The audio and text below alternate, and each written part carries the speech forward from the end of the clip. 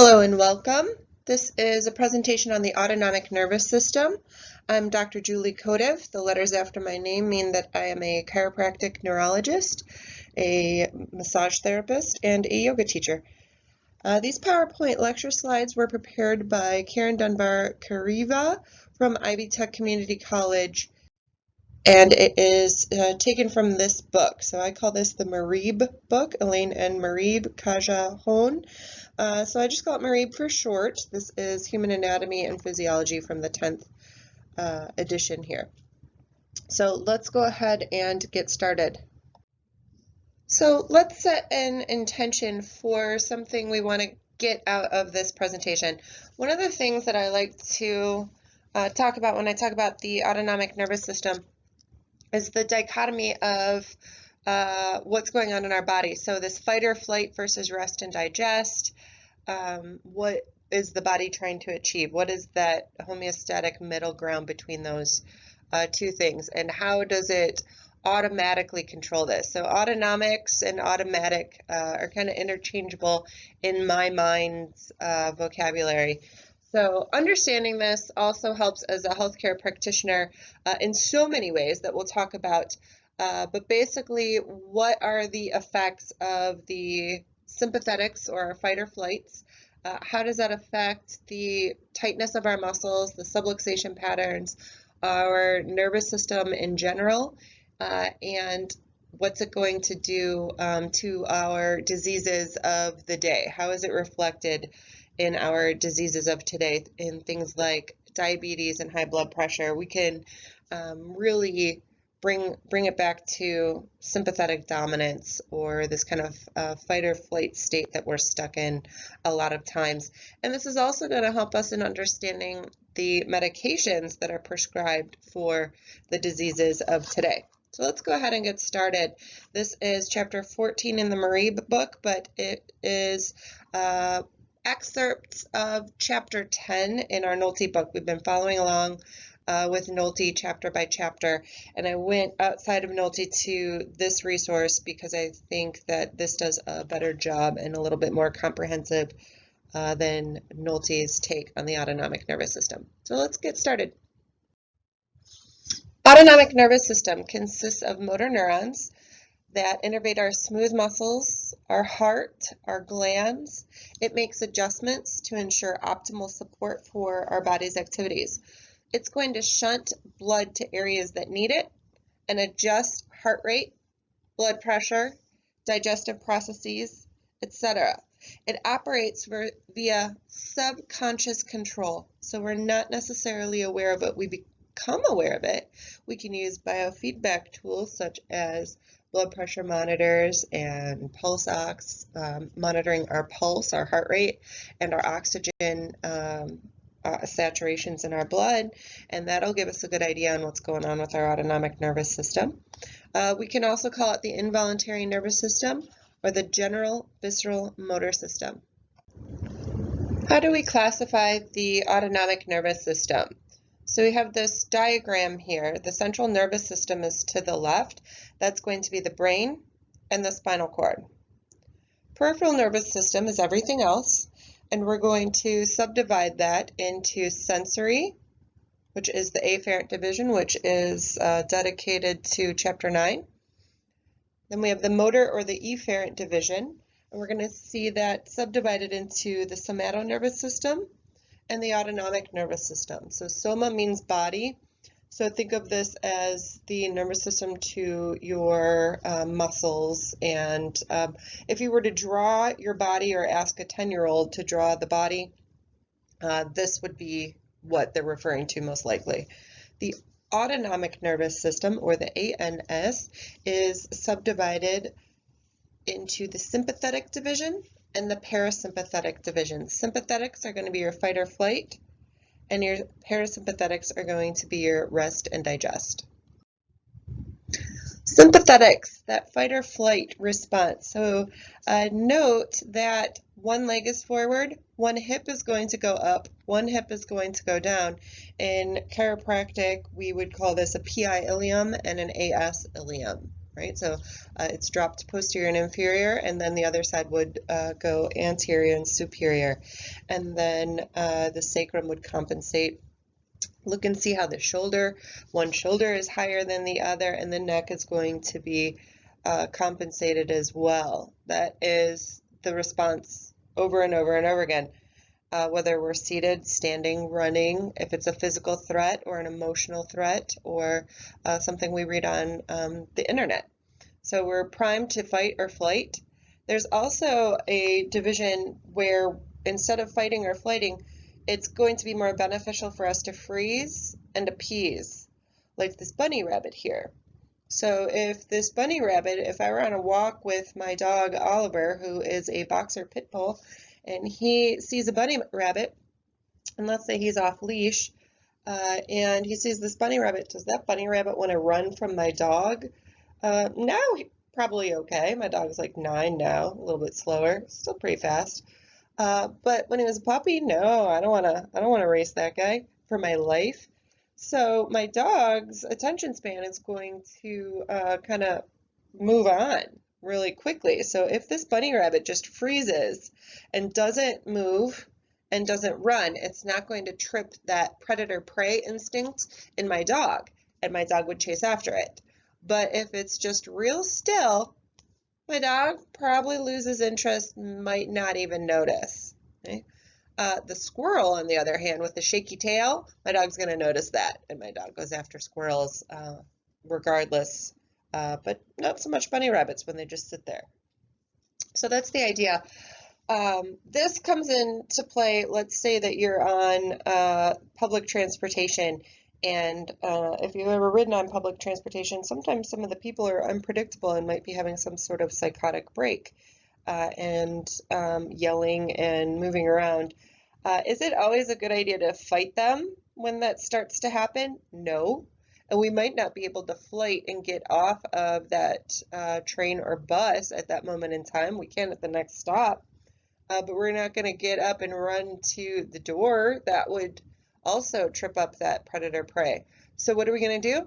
We're just going to sit real still and hope that that person doesn't pick on us. We're going to freeze and we're going to appease. So those are all survival instincts. And you also want to, with the bunny rabbit analogy here, the amount of energy that that bunny rabbit would have to expend, is it worth that, right? So how much energy is it going to have to expend, and how much food is it going to have to find in order to compensate for that loss of energy? So the freezing and the appeasing might be a better risk-reward ratio there. So let's look at this fight or flight subluxation pattern again, right? So the ilium, okay, at the bottom here, I'll go for orange, okay? So this area here, think about that. With that fight or flight, one leg is going to jump forward, one leg is going to jump back.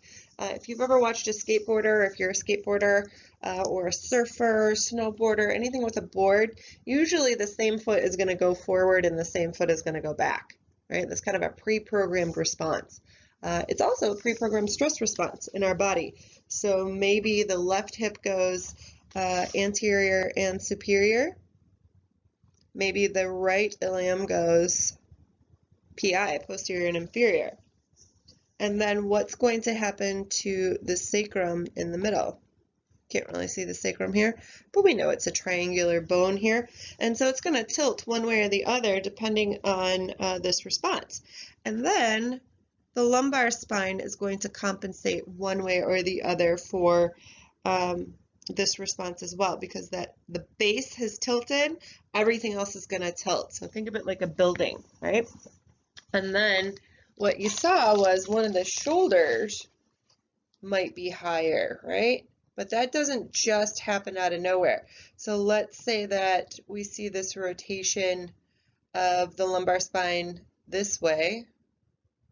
We're going to see a rotation of the thoracic spine this way. We're going to see C6 kick out body right, okay. C2 maybe body left. These are just examples, not always, right?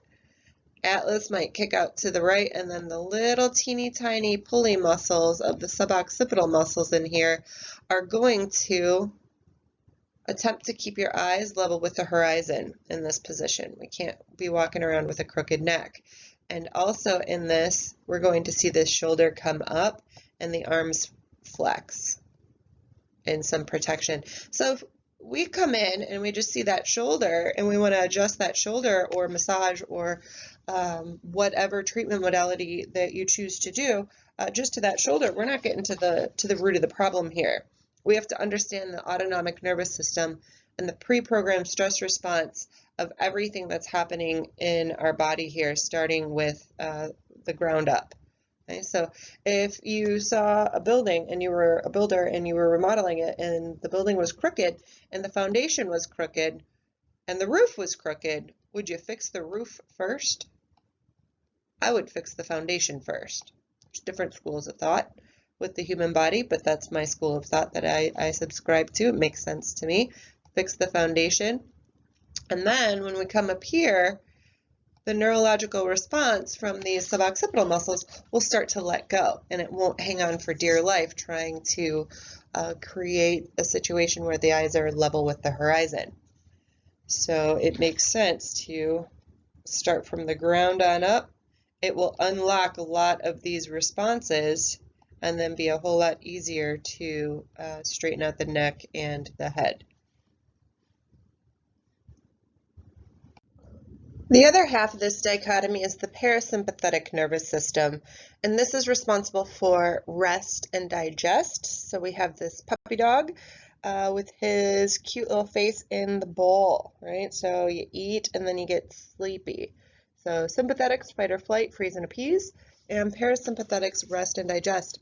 And as we go through these, think about the diseases of today. So not only the high blood pressure, high blood sugar that can be created with that sympathetic response in order for us to have more fuel in order to fight or flight, but also what happens to our digestive system and why do we overeat or why are we unable to eat during times of stress. So thinking about that dichotomy as we go through this and kind of bringing it into a clinical practice.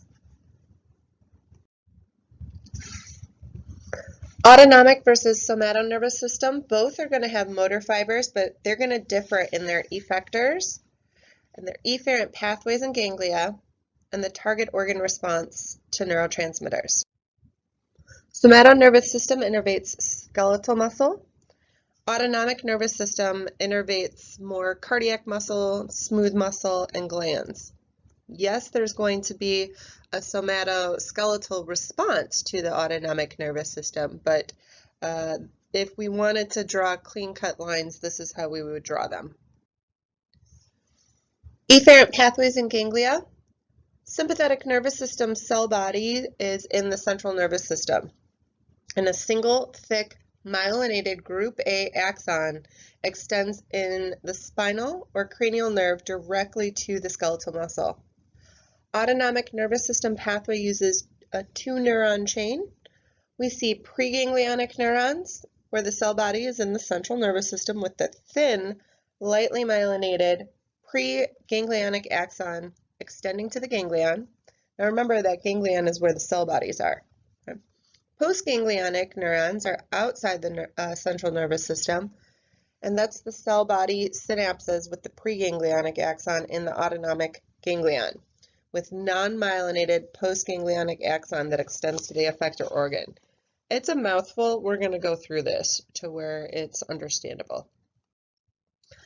Somatonervous system and the neurotransmitter effects. All somatomotor neurons release acetylcholine. We're going to abbreviate that ACH. The effect is always stimulatory. Autonomic nervous system preganglionic fibers release acetylcholine. Postganglionic fibers release norepinephrine or acetylcholine at its effectors. The effect is stimulatory or inhibitory depending on the type of receptor. Overlap of the somato and autonomic functions. So we see higher brain centers regulate and coordinate both systems. Most spinal and many cranial nerves contain both somatic and autonomic fibers. Adaptations usually involve both skeletal muscles and visceral organs. For example, active muscles require more oxygen and glucose, so blood sugar. So the autonomic nerves speed up heart rate and open airways. Also going to create a response in which we bring up our blood sugar, but we'll get to that in a little bit. So here's the picture that explains that. So some of us are more visual than auditory learners. I am one of them, so unless I see a picture of it, I really don't get the words, but the words are kind of an introduction. So if you're like me, this one is for you here. So let's take a look here. So we're comparing, it's a comparison of motor neurons in the somato and autonomic nervous system. So let's look to the left here. We see somato nervous system right here, and then we can see the autonomic nervous system here. Acetylcholine is a triangle, norepinephrine is the sphere or the circle here.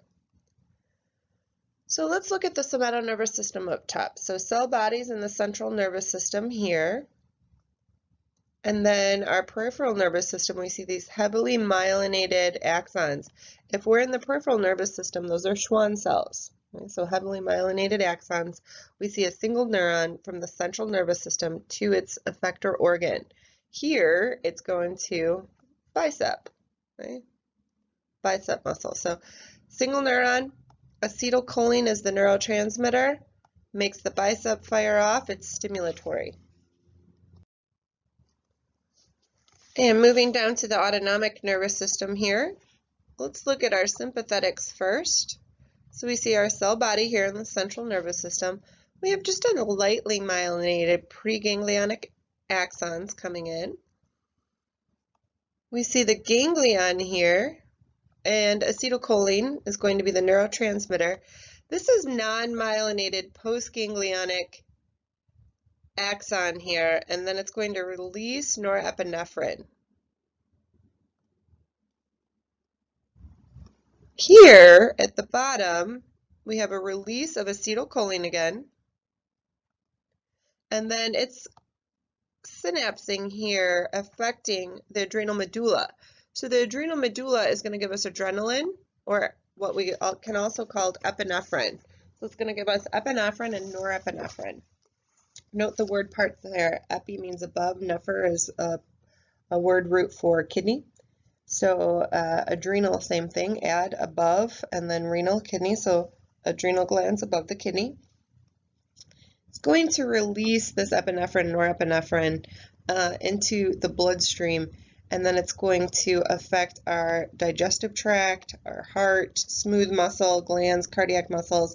It's either stimulatory or inhibitory depending on the neurotransmitter and the receptors on effector organs. So sympathetics are going to shut down the digestive system, and it's going to ramp up that heart. So we're going to see an increase in heart rate and blood pressure in order to have energy to fight or flight. And it's going to steal that energy from the digestive tract and from other areas as well. And we'll get into that in a little bit. Parasympathetics here, rest and digest, that little puppy dog in the bowl.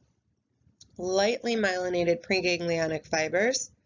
We see it synapsing here at the ganglion. We see non-myelinated postganglionic fibers releasing acetylcholine, and it's going to have the opposite effect that the sympathetic nervous system has on all of these organs. So it'll slow the heart rate down. It will allow for digestion and turn the digestive tract back on. Okay? And again, we'll go at that in more detail. So if you note, the neurotransmitter at the effector here, it's all acetylcholine, okay?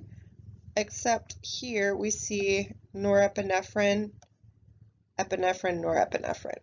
So somatoacetylcholine, parasympathetic acetylcholine, sympathetics are going to be epinephrine and norepinephrine. Everybody else, so see here, acetylcholine, acetylcholine, acetylcholine. Good. So the divisions here, so we have the two arms of the autonomic. So that parasympathetic is going to promote maintenance functions and conserve energy. So rest and digest. That puppy dog was conserving his energy. We see a dual innervation. All visceral organs, internal organs, are served by both divisions. but these divisions cause opposite effects. So it's a dynamic antagonism between the two divisions, helping to maintain a homeostasis or a balance. So we're going fight or flight, rest and digest, and what's in the middle? What are we trying to achieve? That's the goal, that homeostatic balance, this kind of restful alertness. And we'll look at a paper on restful alertness during transcendental meditation at the end of this presentation.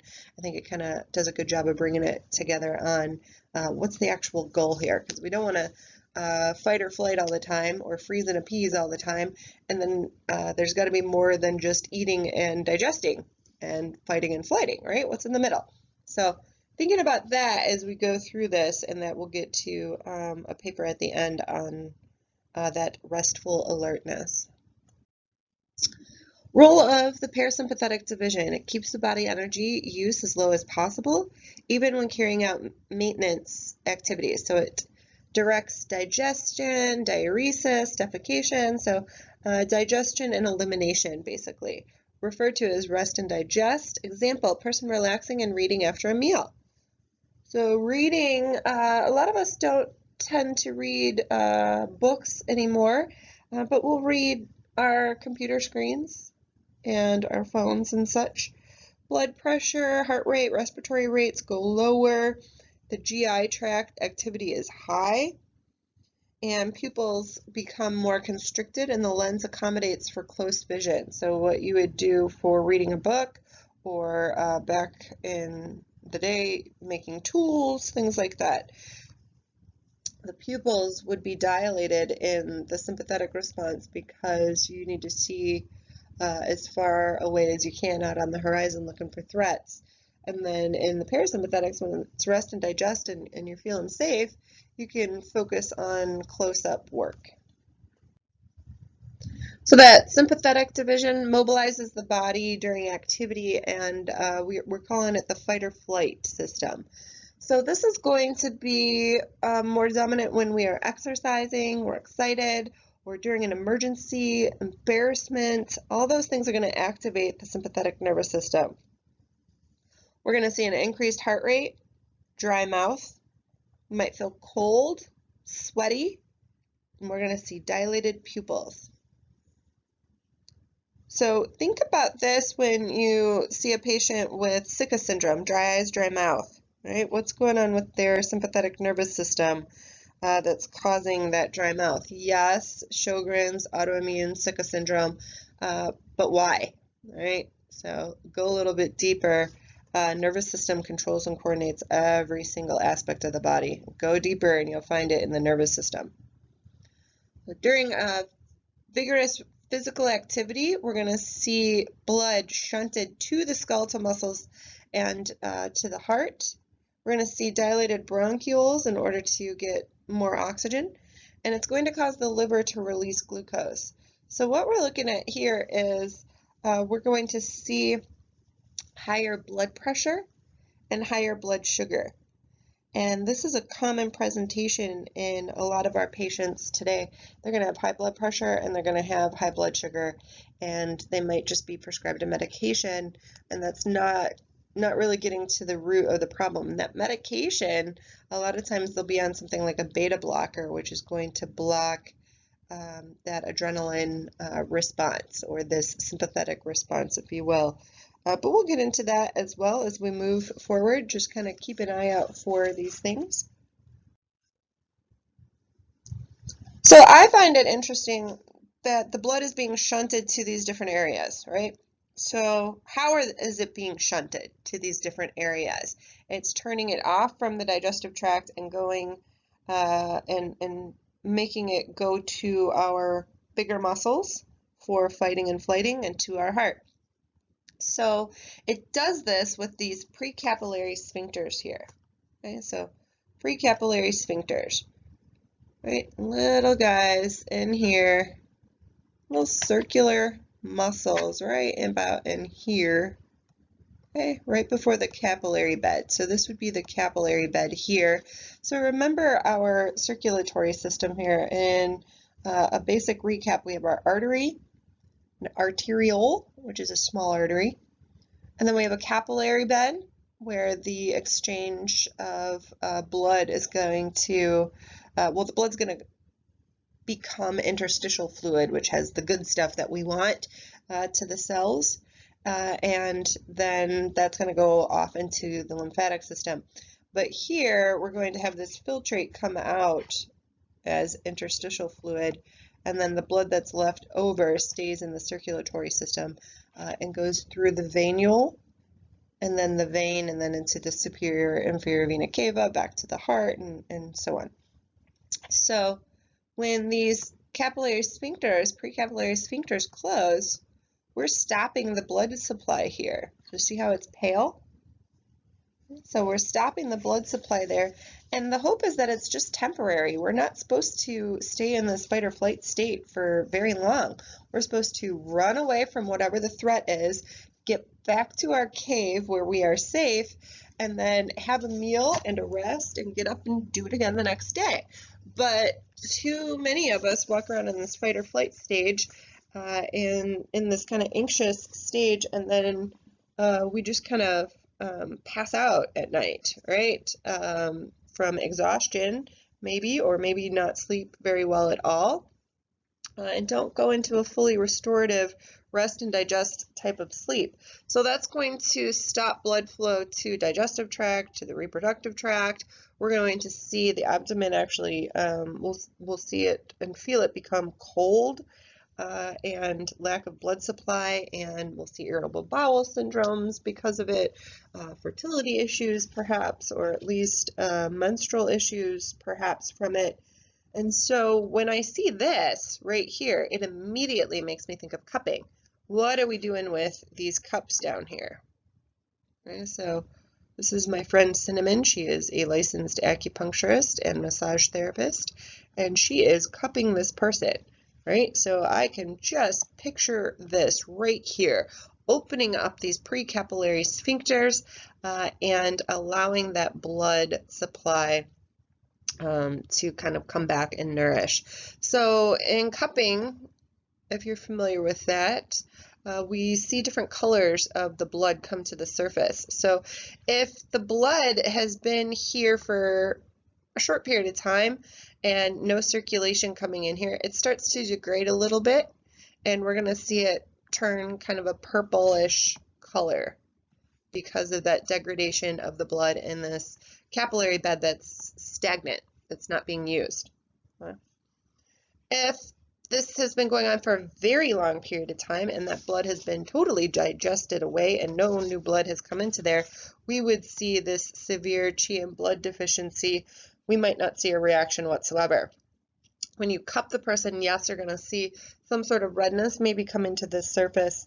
That would be a normal reaction, right? But it should dissipate.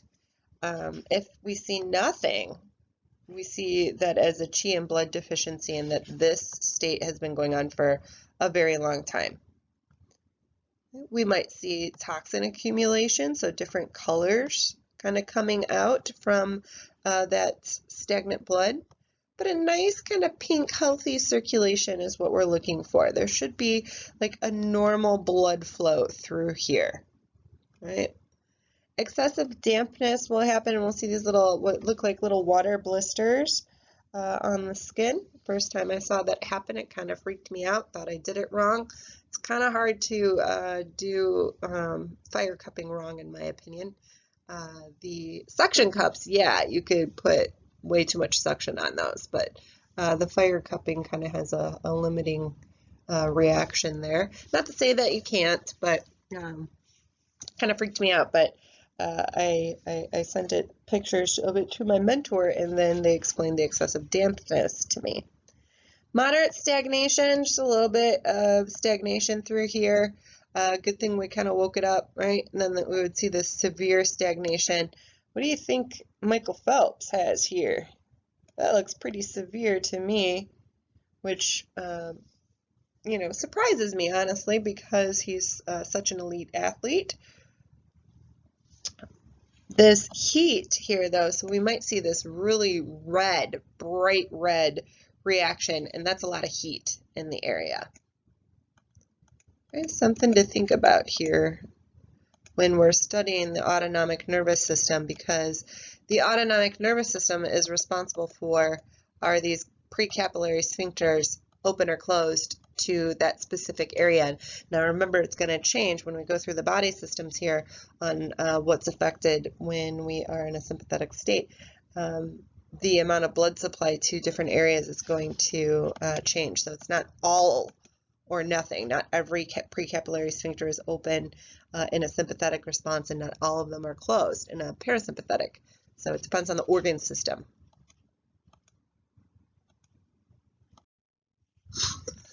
So some key anatomical differences. So three main differences between our sympathetic and parasympathetic divisions. So sites or origins. Parasympathetic fibers are going to be cranial sacral, originate in the brain and the sacral spinal cord. Sympathetic fibers are going to be thoracolumbar and originate in the thoracic and lumbar regions of the cord. Number 2, relative length of fibers. Parasympathetic has long preganglionic and short postganglionic fibers. Sympathetics have short preganglionics and long postganglionics. So that's a mouthful right there, and you will have to remember these. Every board I've ever taken at any level has this on there. Those are easy test questions. So the way that I did this was, whenever you have something to memorize like this, memorize one. You can't, maybe you can memorize this all at one time, but what you want to see here is there's an antagonistic or an opposite effect here.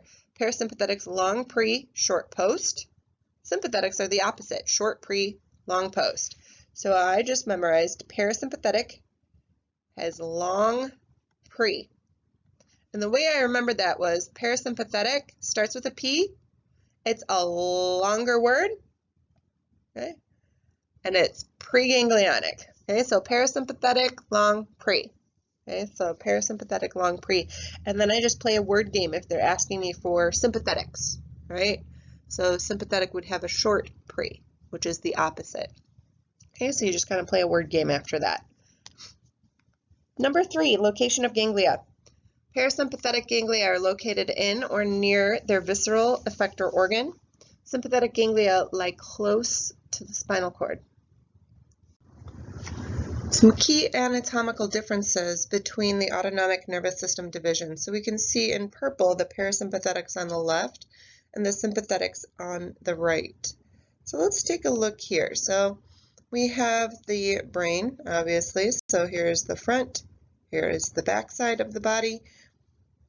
And then the parasympathetic fibers originate in the brainstem, so our cranial and our sacral. So we do have techniques called cranial-sacral technique or sacral-occipital technique, and this is to help with de-stressing and helps to switch from a sympathetic state to a more parasympathetic state. So it kind of fits with the science there. Number 1, fibers originate in the brainstem, cranial, sacral. Okay? And then 2A, looking over here, the preganglionic fibers are very long for our parasympathetics, remember. And then the postganglionic fibers are short. Okay, so postganglionic are short. 3, ganglia are within or near the visceral effector organs. And then sympathetic, pretty much the opposite. Okay, so sympathetic are fight or flight. We can see the sympathetic ganglia, that little sympathetic chain here. Fibers originate in the thoracic and lumbar spinal cord, okay, T and L, right here. Preganglionics are short. We can see this short little pathway right here to that sympathetic chain, as we know is much closer in to the spinal column than what's being depicted here. It's just hard to show that in a picture. Postganglionic fibers are long. Ganglia are close to the spinal cord. This is basically the same thing but in a table version. So if you like pictures, the last slide's for you. If you like tables, this slide's for you. If you like both slides are for you. Okay, so let's look here. So Anatomical and physiological differences between parasympathetic and sympathetic divisions. We see our origin here being craniosacral part of the brainstem, nuclei of cranial nerves 3, 7, 9, and 10. Spinal cord segments is the sacrum. Sympathetic, thoracolumbar part, lateral horns of gray matter of the spinal cord, and segments thoracic, so T1 to L2. Location of the ganglia. Parasympathetics, their ganglia is the terminal ganglia are within the visceral organ or close to the organ served. Sympathetics, the ganglia are within a few centimeters of the central nervous system. So we see that sympathetic chain right alongside the vertebral column and anterior to the vertebral column. Relative length. Right, so remember we have to memorize that, and the best way to do it is just memorize one. I go for parasympathetic has long pre, and then everything else is a word game. So it's going to have short post, and then sympathetics will have short pre and long post ganglionic fibers. The rami communicantes, parasympathetics have none. Sympathetics have a gray and white rami communicantes. White rami contain myelinated preganglionic fibers. Gray contain non-myelinated postganglionic fibers.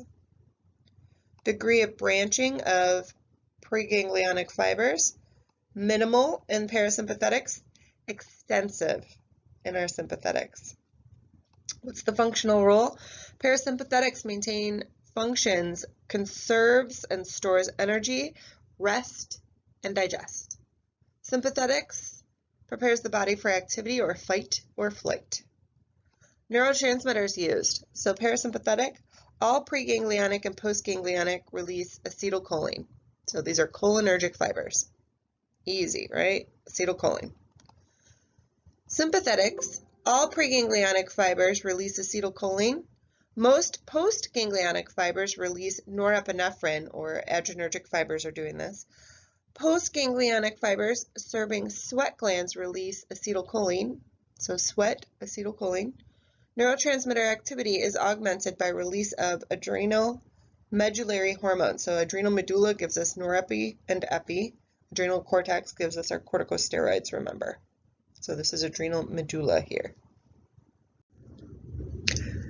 This chart can be found in Nolte chapter 10 on page 265.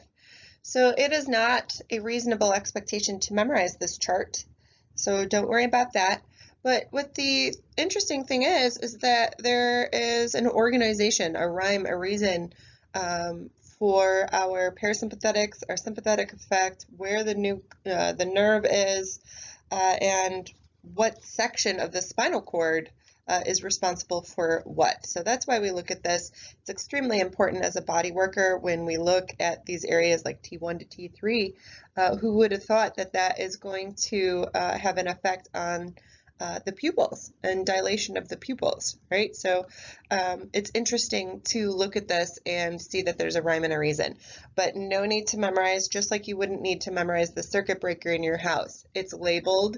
You can use that chart to determine what structures need to be fixed, basically, or where to isolate your treatments or focus your treatments on. So let's go through this chart here. So we're going to look at the table on the to the left side of the table. Structure or system, pretty self-explanatory. We'll go through that. And then this PSN, okay, means location of preganglionic sympathetic neurons. Preganglionic sympathetic neurons. And then what's the sympathetic effect? And then PPN is location of preganglionic parasympathetic neurons. And then what's its parasympathetic effect? Okay, so looking here, we can see the pupillary sphincter, and then the PPN, okay, so preganglionic parasympathetic neurons, that's the Edinger-Westphal nucleus. Okay, so remember that goes along with cranial nerve 3. So this is going to cause contraction or meiosis or a constriction of the pupil. All same meaning there. Pupillary dilator over here. Where is the PSN? So location of preganglionic sympathetic neuron. It's going to be T1 to T3. What's going on here? It's going to contract or cause mydriasis, which is going to be a dilation of the pupil. Okay, so T1 to T3, kind of interesting, right? Superior tarsal muscle. So the PSN is again at that T1, T3, and that's going to contract or elevate the lid. Okay, so if we see droopiness, right, we might think that there's an issue here. So when we look at Horner's syndrome, right, this will start to make sense a little bit here. So it'll be ptosis, anhidrosis, and pupillary changes. Ciliary muscle. Edinger-Westphal nucleus contracts and accommodation. So remember, accommodation is going to be the pupil gets smaller, and that is for like reading, right? So you're focusing in on something near, right? So follow your finger in towards your nose. That's going to create an accommodation effect. Lacrimal gland, that's tears, T1, T3, right? Sympathetic effect, so slight secretion here.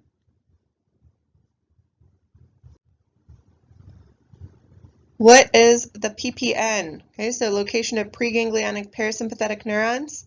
It's going to be in the SSN. A lot of abbreviations here, right? But that's the superior salivary nucleus. So that's in the pons. Okay, so T1, T3, and that is going to correlate to areas of the pons here. Okay. So a upper thoracic adjustment or treatment or acupuncture or massage or e-stim or whatever your modality can affect a lot of things if we can get into this area here.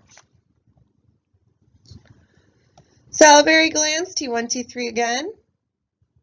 So we're see a sympathetic effect, slightly secretion, and then viscosity or thickness or thinness. And then this is going to be inferior and superior salivary nucleus. Pineal gland, T1, T3, melatonin synthesis. How's your patient sleeping? Do they have a regular circadian rhythm? If not, check T1 through T3, that upper thoracics, right? Respiratory system. Okay, so that was under the heading of head. There you go. Respiratory system, bronchial muscles. Okay, T1, T5. Sympathetic effect is going to relax it. PPN is the dorsal motor nucleus of vagus. That X is for 10 for vagus. Dorsal motor nucleus of vagus. Parasympathetics, it's going to make them contract. So this T1, T5 area here, I would check on this for asthmatic patients. I'm going to check the whole spine for everybody, but just like when you survey the circuit breaker, you're looking for anything out of order there, right? And then you go specifically to the area of complaint. Next up, cardiovascular system. So heart and blood vessels, heart rate and output, T1 through T5. So sympathetics and parasympathetics. So what's going to go on with the sympathetics? We're going to see an increase in heart rate. Parasympathetics, rest and digest, we're going to see a decrease in heart rate. So your patient comes in with a high heart rate, right? So let's say they're just at like 95 beats per minute, and you're like, that's just a little high, right? It's not over 100, but it's not 72, right? And you're like, all right, what's going on here? Not enough to really, set off too many alarms, but sympathetic dominant is what you're going to think here, right? First, you're going to ask them how much coffee they had, right? Maybe that's it. And then if they're a smoker, things like that. And then maybe check this area here, T1 to T5, that upper thoracic area. Are they sympathetic dominant? Arteries, skeletal muscle, T1 to L3. It's either going to constrict or dilate, depending on if we are at muscles that help with fight or flight, or muscles that we're going to steal energy from or organ systems that we're going to steal energy from when we go into fight or flight. And recall that precapillary sphincter slide that we talked about earlier and how we affect that. So cupping and gua sha or Grafton, anything that's going to increase blood flow and maybe hopefully change the tone of those precapillary sphincters is going to be extremely helpful here. Arteries at the skin, okay, same thing, so it's going to constrict. Are they cold, right? In a sympathetic response, the skin doesn't need to be warm here, right? So are they cold? Is it constricting? Again, cupping, gua sha, heat, lineaments. Arteries to the internal organs, again, T1 to L3, constriction, so cold. This is what we talk about in traditional Chinese medicine when we say something is cold. Okay? So it's blood flow, lack of blood flow or deficient to that area. Okay? The PPN, or the location of the preganglionic parasympathetic neuron, it's that DMNX again, so that dorsal motor nucleus of 10, okay, or vagus. Parasympathetics is going to dilate to the internal organs, right? So they're going to get a lot of nourishment because it's time to rest and digest.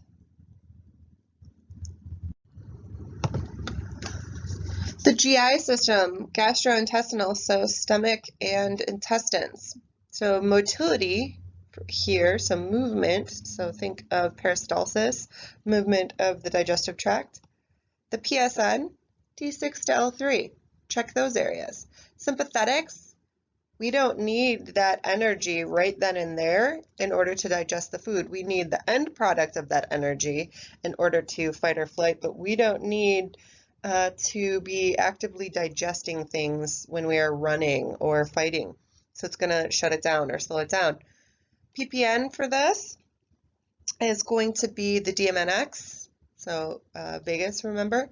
And then the parasympathetic effect, we're going to see it move along, right? So our motility of our digestive tract is going to move along. Think about this when we think of our irritable bowel patients, right? So they have constipation, that would be a sympathetic issue. And then diarrhea, parasympathetics. So we want like a nice middle ground between these for our patients. So we want to think about what is the nervous system doing here? What is that innate intelligence doing in the body, and how can we support that? How do we modulate that? We want to get them onto a more even keel. So instead of these big extremes of one high and low, right, all over the place, diarrhea, constipation, sympathetic dominant, parasympathetic dominant, we want it to be a nicer, even keel, right? Let's look up here next, sphincters, so same thing of the digestive tract, opening and closing all along the way. So sympathetics, it's going to lock it down. Okay? Parasympathetics, it's going to open it up. Different sphincters or circular muscles along the way. We talk about the ileocecal valve a lot in natural medicine, and the tone of that being extremely important in between small and large intestine. But there's other sphincters along the way as well. The valve of Houston on the left side, that's the diverticulitis point, often tender in patients with diverticulitis. So these sphincters extremely important, and stimulation of these indirectly is a good idea for some of our patients that have issues here. Gallbladder, T6 to T9. Sympathetics, it's going to relax, and in parasympathetics, it's going to contract. And again, look to vagus. Okay, so T6, T9, vagus. Back and forth between the spine and vagal nerve innervation here. And digestion is going to get turned off with sympathetics. It's going to get turned on with parasympathetics. Remember, gallbladder stores concentrates and excretes bile in response to fatty foods. So the liver makes the bile, but then the gallbladder is its little purse of bile and secretes it when necessary with fatty meals, and this can get congested. You can get stones here. It's also highly associated with the lymphatics, because the lymphatics are going to support the movement of fatty acids. It's the pathway for our fatty acids along our fascial planes. So if we have really crunchy fascia, really stiff, kind of achy fascial planes or lymphatic issues, look to the gallbladder. Okay, so it nourishes the sinews, is what we say in traditional Chinese medicine, but it's the fatty acid movement along the lymph that is going to nourish these tendons, muscle fat, the fascia around the muscles, ligaments, etc. Urogenital system here, so bladder, so detrusor muscle, so it's going to constrict the bladder in order to urinate appropriately or feel like you have to urinate. Okay, so our MS patients are going to have neurogenic bladder issues, so usually coming from the brain, but could be coming from T12 to L2. Sympathetics, it's going to relax, and then in parasympathetics, it's going to contract. Okay, so look to T12 to L2, and then S2 to S4. So really just, look to the spine, right? So that S2 to S4, remember that nucleus of Onuf, where when we look at the gray matter in the cord, we're looking at Rexide number 9, the alpha motor neurons. So specifically that nucleus of Onuf for bladder control. Okay, so why do we adjust or treat the sacrum? Why do we acupuncture needle that sacral area for bladder incontinence issues? Okay, why does a kid, after they fell off their bike and subluxate their sacrum, start wetting the bed at night?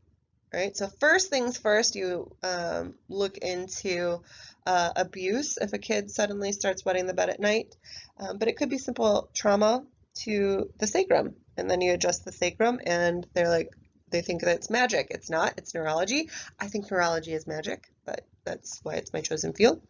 Anyways, S2, S4. So these are direct correlations to explain why the work that we do works.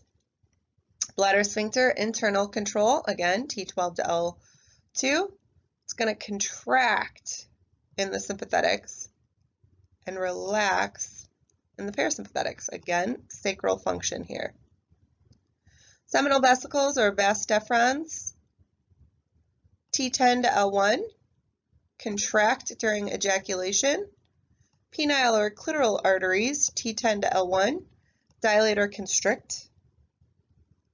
And then parasympathetics, you look to that S2 to S4 again. Okay, so it's bladder. It's also going to be bowel control, bladder control, and sexual function.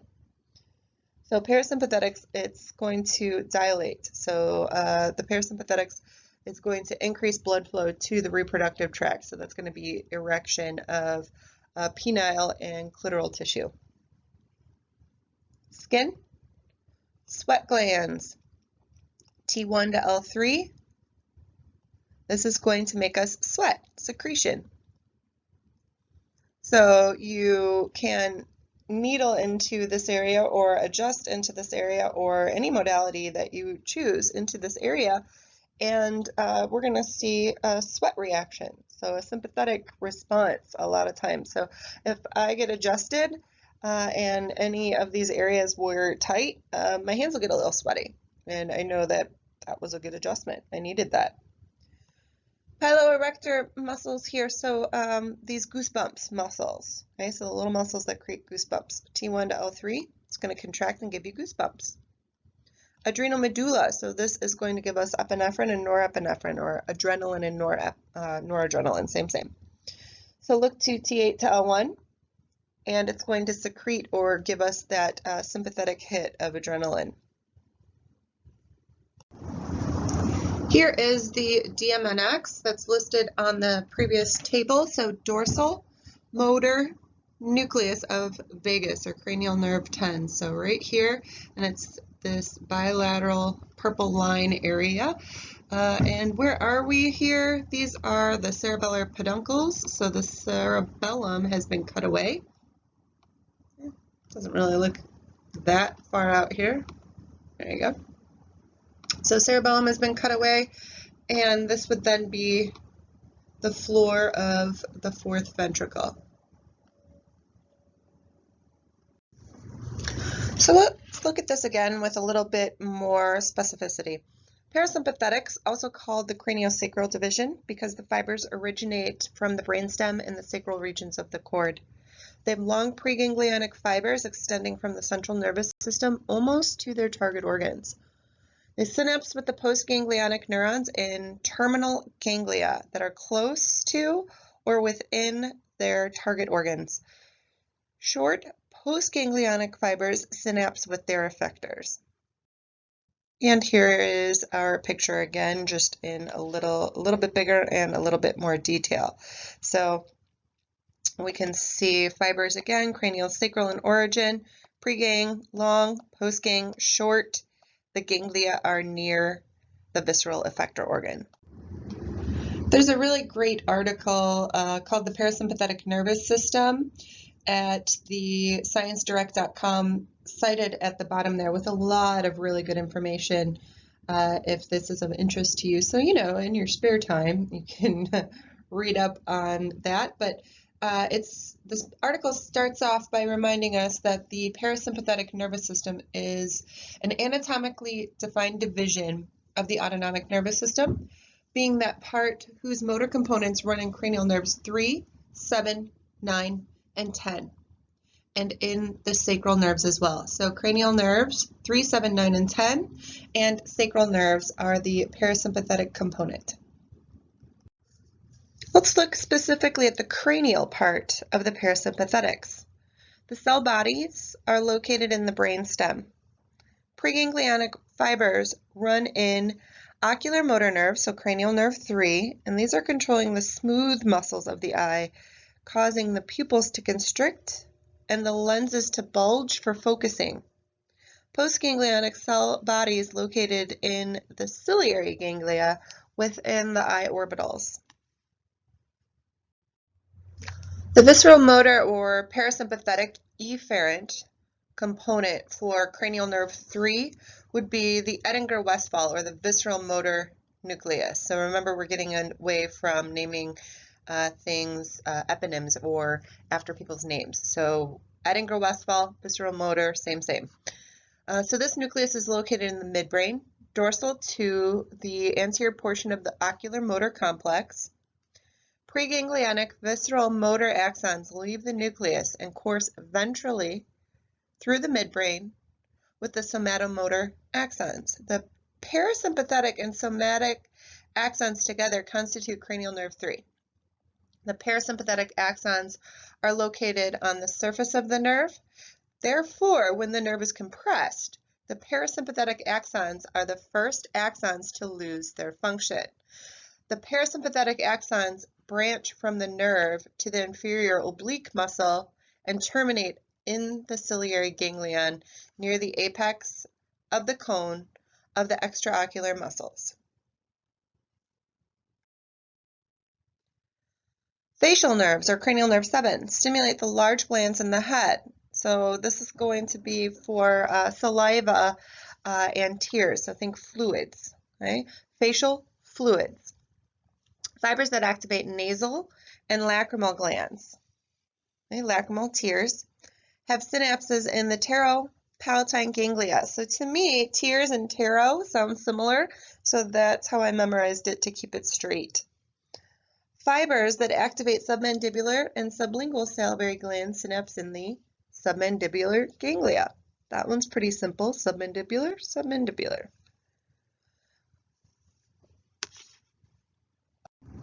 Glossopharyngeal nerves, or cranial nerve 9, stimulate parotid salivary glands, and fibers synapse in the otic ganglia. So note the word part OT in there, oat. So that means ear. So parotid near the ear, and fibers synapse in the otic ganglia.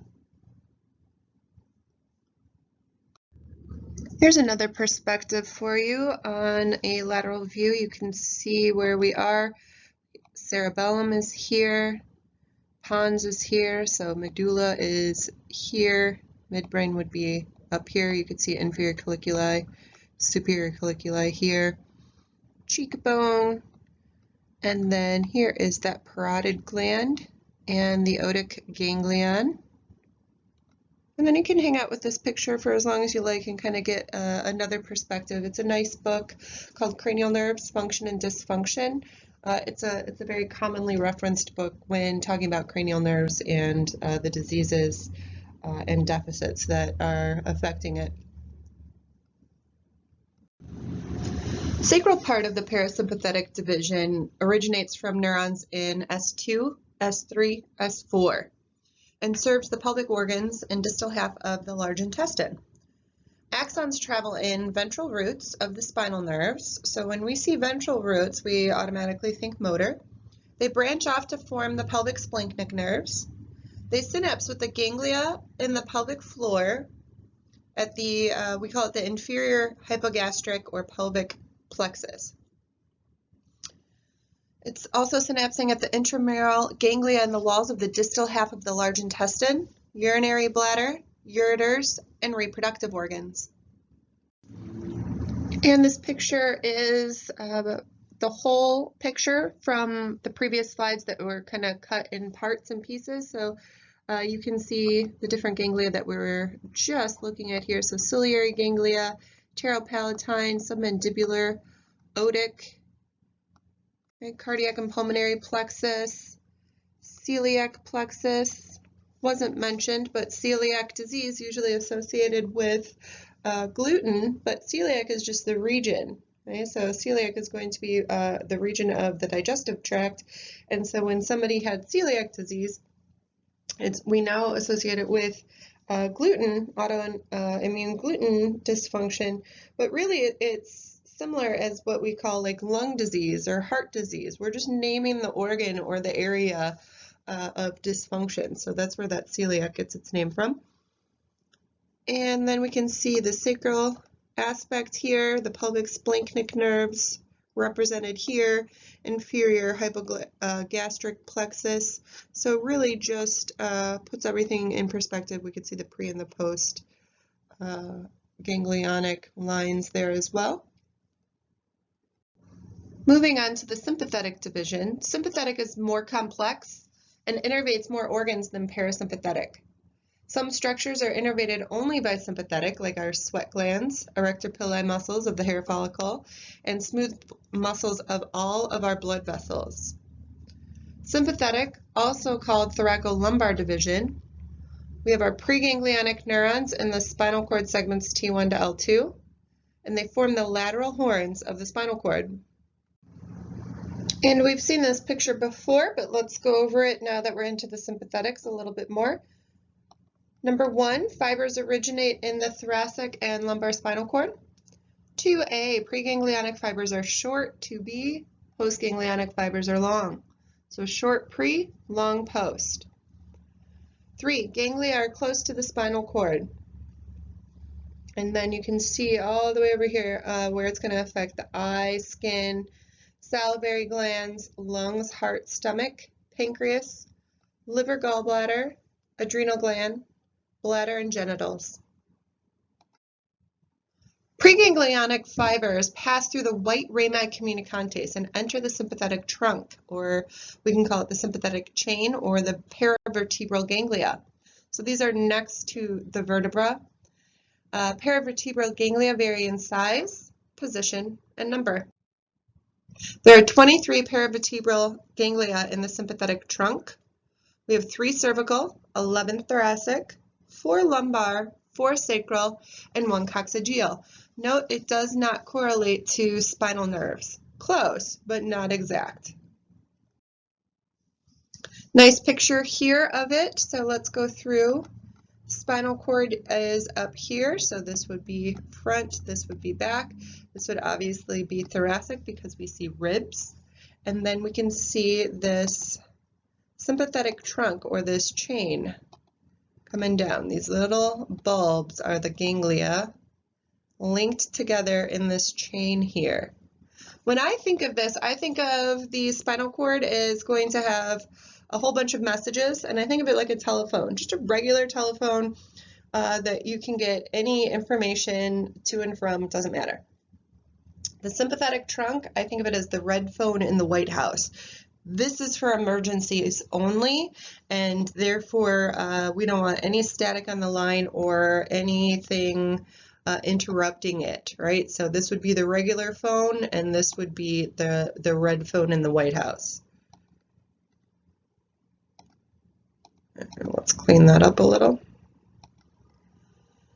So we can see the ventral ramus of the spinal cord. So ventral being motor, okay, ramus would be this little arm or branch is what we call that. And then we can see the gray rami, communicantes, gray, no myelin, white, myelin. Okay, so what's happening here, I'll erase this again so you can see it, is these are just little branches that are going to increase communication. So we have communication going up and down this way here, and then we have information kind of branching off, or these little ramus communicantes or communicans, depending on what you read. That's really just going to be redundant connections, which is going to make that message a whole lot quicker and safer to get across. Upon entering sympathetic trunk ganglion, short preganglionic fibers may follow one of three pathways. We're going to see a synapse in the trunk ganglia. And number one would synapse with ganglionic neuron in the same trunk ganglia. It's going to go up or down the sympathetic trunk to synapse in another trunk ganglia, or it's going to synapse in a collateral ganglia. So number three would be pass through the trunk ganglion and emerge without synapsing in the trunk, only in the abdomen and pelvis. Synapses outside of the trunk in collateral ganglia. Nice little chart here to kind of keep it organized for you. Some of you like pictures, some of you like charts, so spend time with whatever your learning style likes best. The redundancy is on purpose for you here. Summary of autonomic ganglia. Name, terminal ganglia. Division is going to be parasympathetic nervous system. Location, within wall of organ served. So intramural ganglia or close to organ. Sympathetic trunk ganglia, sympathetic nervous system. It's paired and it's beside the spinal cord. It's the red line of the phone lines. Collateral ganglia are sympathetic nervous system. They're unpaired and they are in front of the spinal cord. Sympathetic pathways with synapses in trunk ganglia. We see postganglionic axons enter the ventral rami via the gray rami communicantes. Gray rami, non-myelinated, postganglionic. White rami, myelinated, preganglionic. We know white is myelinated, so that's an easy way to remember that. White and gray rami communicantes contain sympathetic system neurons only. These fibers innervate our sweat glands, erectile pili, and our vascular smooth muscle via pathways to the head and thorax. Let's illustrate the three pathways of the sympathetic innervation. Number one, synapse in the trunk ganglion at the same level. So let's take a look here. Here's our cord, so we can see our white matter on the outside, gray matter on the inside, this classic H shape of our gray matter in here. Dorsal columns are up here. Okay. So we can see the lateral horn is where this little green dot is. So lateral horn, that's going to be our visceral motor zone. And let's take a look down here. Here's our effector coming through. So our pathway, so it's going to synapse in the trunk ganglion at the same level. So same level, coming through, see the little green line here? Gonna zip around kind of like an on-ramp here, okay? And then down. So it's just communicating into that sympathetic ganglia right there. Next up, we see a synapse in the trunk ganglia at a higher or lower level. So it's going to talk to above and below. So everybody knows what's going on. So it's coming through. Synapse is here at the same level. And then this guy's going up, but he could come through here. Oops, same pathway, and go down.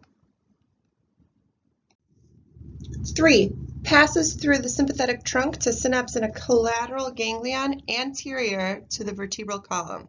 So coming through here, you can see it at the lateral horn, synapsing. So somebody's going up, somebody's going down. This guy's coming over to the same. Okay? And then this guy can come out in the front here. And look, he's synapsing here at the abdominal organs, is the effector organ here. Synthetic pathways with synapses in the trunk ganglia. So pathways to the head.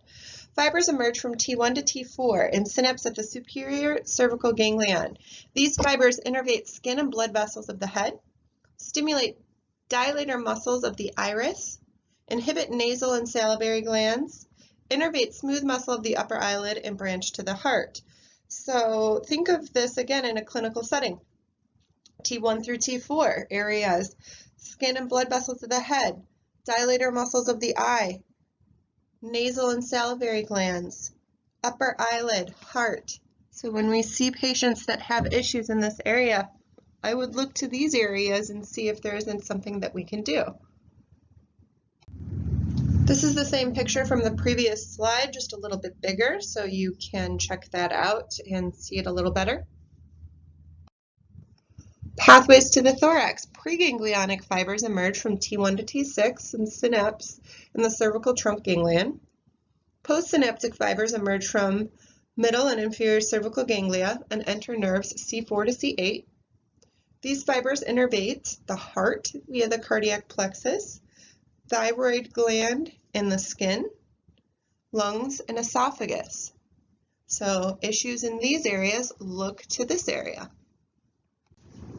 And this is the visual for the previous slide. You can see the splanchnic nerves here, greater and lesser. You can see the celiac ganglia here, and going to the internal organs. You can see superior mesenteric ganglion, inferior mesenteric ganglion, and where that's going. You can see the lumbar splanchnic nerves contributing. You can see sacral splanchnic nerves contributing. And here is the full picture of what we've seen in a couple of slides partitioned out. So pause here and go ahead and follow what we just did in the previous slides.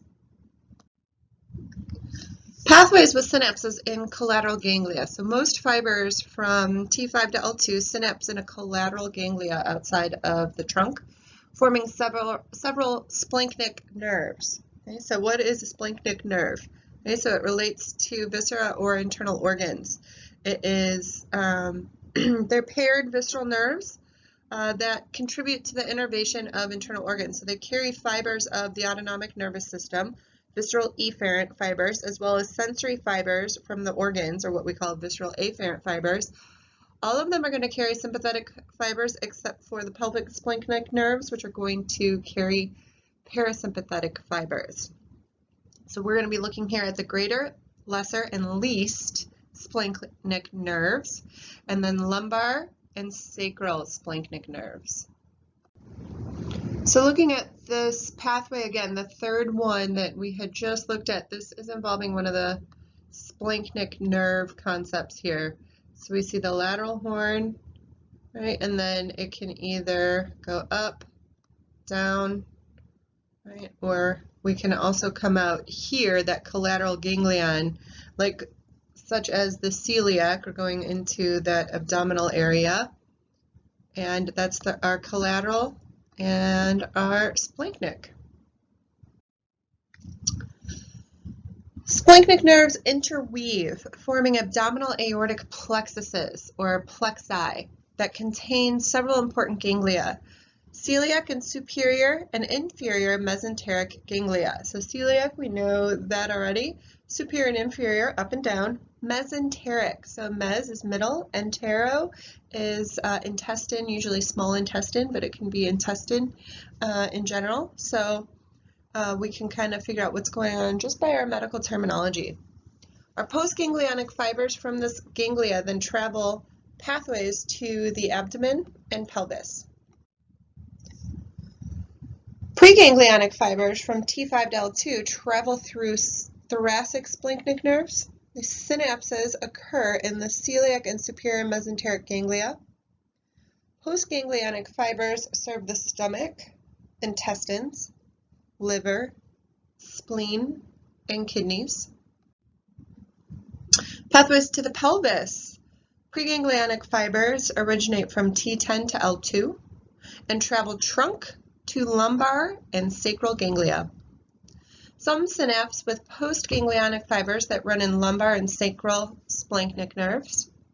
Others are going to pass directly to plexuses to collateral ganglia, like the inferior mesenteric will. Postganglionic fibers serve distal half of the large intestine, urinary bladder, and reproductive organs. Primarily inhibit activity of muscles and glands in the abdominal pelvic visceral organs. And here's our picture again that kind of pulls it all together. So every once in a while, kind of check in on this and make sure you are familiar with the word. So go ahead and pause and check it out again. Pathways with synapses in the adrenal medulla. Some preganglionic fibers pass directly to the adrenal medulla without synapsing. Upon stimulation, medullary cells are going to secrete norepinephrine and epinephrine into the blood. This is also called noradrenaline and adrenaline, same thing.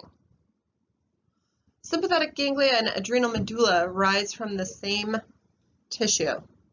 Adrenal medulla can be considered misplaced sympathetic ganglion, which makes sense. It is a main command center for our fight or flight. Visceral reflex arcs have same components as somatoreflex arcs. So we see the receptor, sensory neuron, integration, motor neuron, and effector. Two key differences between visceral and somato here. Visceral reflex arc has two consecutive neurons in the motor pathway. Afferent fibers are visceral sensory neurons, and they send info about chemical changes, stretch, or irritation. And the cell bodies are located in the cranial nerve sensory ganglia or the DRG, or the dorsal root ganglion of the cord. Some good examples of visceral reflexes would be the reflexes that empty the rectum and the bladder. We see 3 neuron reflex arcs exist in the walls of the GI tract, and it involves the enteric nervous system made up of sensory neurons, interneurons, and motor neurons. We see visceral sensory fibers involved in phenomenon of referred pain. Visceral and referred pain. So visceral is going to come from internal organs. Visceral pain results from stimulation of visceral organ receptors. This one's tricky. It feels vague, achy, gnawing, burning. When you ask the patient to point to the pain, they might just kind of circle an area, and it's tough to have like a pinpoint pain usually when there is visceral pain. It can, but these are some of the clues letting us know this. It's activated by tissue stretching. So we see the distension of the organ causing the pain issues. Ischemia, lack of blood supply. Inflammatory chemicals. Muscle spasms around the area would be a reaction to visceral pain or visceral issues. Referred pain is pain from one body region perceived as coming from a different region.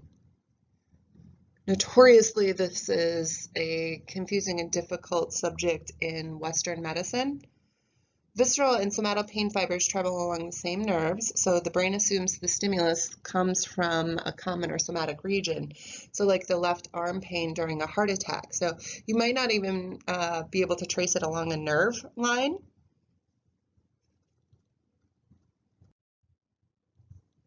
So this is a medical Western medicine anatomy books version of referred pain patterns. Note the upper right shoulder is going to be gallbladder. Some of these areas, I find it interesting that they call it referred pain pattern, because if you look at like the urinary bladder, it's pretty much where the urinary bladder is, so that's not really referred pain.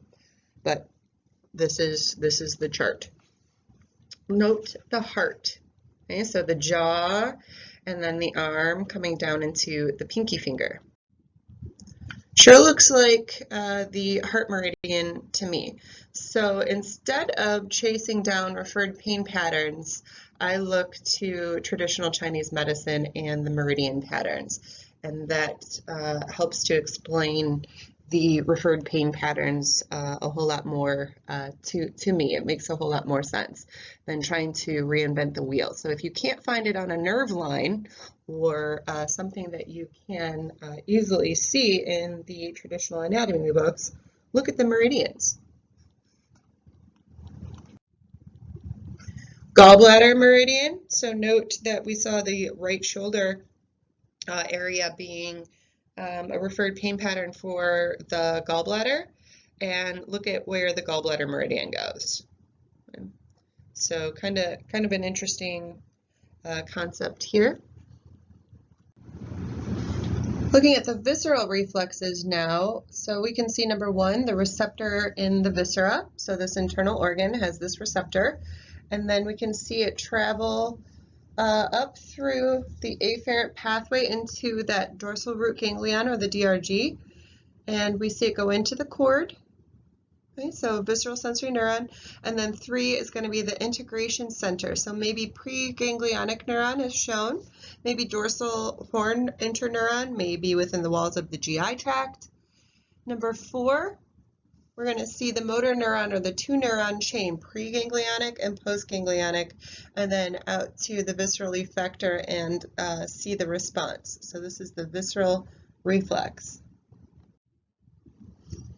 Let's chat a little bit about neurotransmitters. Some major neurotransmitters of the autonomics are acetylcholine and norepinephrine. Acetylcholine is the same as the acetylcholine used by somatomotor neurons, and it's released by cholinergic fibers at all of the autonomic nervous system preganglionic axons and at all of the parasympathetic postganglionic axons. Norepinephrine is released by adrenergic fibers at almost all sympathetic postganglionic axons except for those that go to sweat glands. Sweat glands are going to release acetylcholine. We're going to see effects of neurotransmitter depending on whether it binds to cholinergic receptors or adrenergic receptors. Looking back at a previous slide here, comparing motor neurons in the somato and autonomic nervous system. So looking now at the bottom area there with the sympathetics and the parasympathetics. So acetylcholine all along the board here, except for norepi right here. Okay, the neurotransmitter between that sympathetic and the target organ. Cholinergic receptors. So we have 2 types of cholinergic receptors that bind acetylcholine. We have nicotinic receptors and muscarinic receptors. They're named after the drugs that bind to them and mimic acetylcholine effects. So nicotine and muscarine, which is a mushroom poison. Nicotinic receptors are found on all postganglionic neurons, sympathetic and parasympathetic, hormone-producing cells of the adrenal medulla, and sarcolemma of the skeletal muscle cells at the neuromuscular junction. Effect of acetylcholine at nicotinic receptors is always stimulatory. It opens ion channels, depolarizing postsynaptic cells. Muscarinic receptors are found on all effector cells stimulated by postganglionic cholinergic fibers. Effect of acetylcholine at the muscarinic receptors can either be inhibitory or excitatory. It depends on the receptor type of the target organ. So example would be binding of acetylcholine to cardiac muscle cells slows the heart rate, whereas binding to intestinal smooth muscle cells increases motility. We have 2 major classes of adrenergic receptors, and they're going to respond to norepinephrine or epinephrine. This is extremely important when we are working with patients on medications because this is a mechanism of action of some medications, especially blood pressure meds. So we're going to look at alpha receptors, and that's going to be divided into alpha 1s and alpha 2s, and beta receptors, which is going to be subdivided into beta 1, beta 2, and beta 3s. So effect depends on which subclass of receptor predominates on the target organ. So example would be norepinephrine binding to cardiac muscle beta 1 receptors is going to increase in heart rate, whereas epinephrine causes bronchial relaxation when bound to beta-2 receptors. Nice chart here for us. Cholinergic and adrenergic receptors. So we can see the acetylcholine on the left. Receptor type would be cholinergic, and the subdivisions of that would be nicotinic and muscarinic. Nicotinic, all postganglionic neurons, adrenal medullary cells, also neuromuscular junction of the skeletal muscle, and it's excitatory. Muscarinic, all parasympathetic target organs, excitation, in most cases, inhibition of cardiac muscle. We're also going to see limited sympathetic targets like eccrine sweat glands. Eccrine is, the mnemonic there is everybody is eccrine sweat glands. So that's that kind of watery, not smelly sweat, as opposed to apocrine, APO, apocrine at puberty. So kids have eccrine and adults do as well, but we don't really get our apocrine sweat glands going until after puberty, and that's usually this sweaty, stinky, sticky sweat. And the effect here would be activation. Next up, we see norepinephrine and epinephrine released by the adrenal medulla. Okay, so adrenal medulla, epi, and norepi. Adrenal cortex would be corticosteroids, remember. So we're looking at the medulla here, and these receptor types are adrenergic. We have our betas and our alphas. Beta 1 is going to, the major location is going to be the heart, but also the kidneys and fat. Increases the heart rate and force of contraction, stimulates kidneys to release renin. Now renin is going to affect the blood pressure. Beta 2s act on the lung and most other sympathetic target organs, and they're abundant in blood vessels serving the heart, liver, and skeletal muscle. Effects are mostly inhibitory, and it dilates blood vessels and bronchioles. It relaxes smooth muscle walls of digestive and urinary visceral organs and relaxes the uterus. Beta 3's major location is adipose or fat tissue. It's going to stimulate lipolysis by fat cells, so fat breakdown. Alpha 1's, virtually all sympathetic target organs, especially blood vessels, serving the skin, mucosa, abdominal viscera, kidneys, and salivary glands. Alpha 1's effect is to constrict the blood vessels and visceral organ sphincters and dilate the pupils of the eyes. Alpha 2's, where are they? Membrane of the adrenergic axon terminals in the pancreas as well. It's going to inhibit norepi release from adrenergic terminals, and it inhibits insulin secretion. So our drug classes here. Okay, so selected drug classes that influence the autonomic nervous system. Nicotinic agents. So the receptor that's going to be bound is nicotinic acetylcholine receptors on all postganglionic neurons in the central nervous system. So its effect is typically stimulating sympathetic effects. So we're going to see blood pressure rise. So this is nicotine. Your patient has high blood pressure and they're a smoker. Quit smoking. Okay, so use all of the cessation products that you know of and all the different tricks of the trade, NADA protocols, what have you. Parasympathetic drug class here, so muscarinic agents. So receptor is going to be the muscarinic acetylcholine receptors. We're going to see the effect being enhanced parasympathetic activity by mimicking the effects of acetylcholine. Now, pilocarpine is a glaucoma med. Okay, so for open aqueous humor drainage of the pores, and bephenolchol, which helps with difficulty urinating and increases bladder contraction. And then the next drug class we'll see here for acetylcholine esterase inhibitors. So acetylcholine esterase, ASE at the end of a word tells us it's an enzyme. So this is an enzyme that breaks down acetylcholine. And this drug is to inhibit that. Why would we want to inhibit that? That's for myasthenia gravis. Okay, so if you look at the clinical application over there. So who's the receptor? None. It binds to the enzyme acetylcholine esterase that degrades acetylcholine. Effect would be indirect effect at all acetylcholine receptors and prolong the effect of acetylcholine. So neostigmine would be for myasthenia gravis, which is that autoimmune dysfunction of the acetylcholine receptors.